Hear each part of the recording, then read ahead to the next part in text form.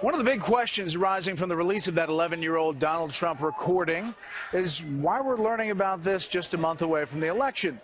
Fox News media analyst and host of Fox's Media Buzz, Howard Kurtz, is here with some thoughts on that. Good evening, Howie.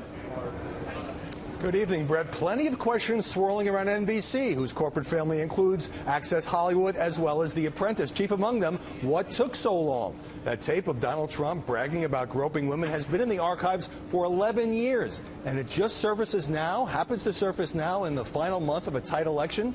Now, someone with access to that NBC tape leaked it on Friday to the Washington Post's David Fahrenthold, who told me today he wouldn't discuss the source's motivation. But the source apparently wanted this footage made public before tonight's debate. Access Hollywood had been working on its own story in recent days. NBC Senior Vice President Mark Kornblau told me the news division was also pursuing the story and checking with lawyers for days under a loose agreement in which Access Hollywood would have the first crack at breaking the story. But the news division continued to go forward after the program, Access Hollywood, decided it wouldn't publish anything until tomorrow after the debate.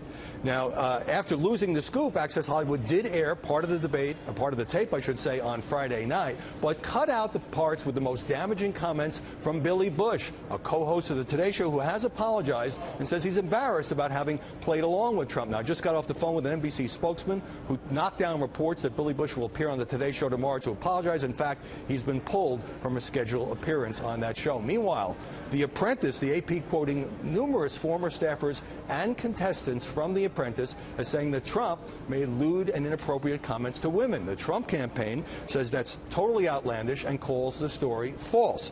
But what happened to that footage? NBC says it doesn't control the off-air footage from The Apprentice because it only licensed the show.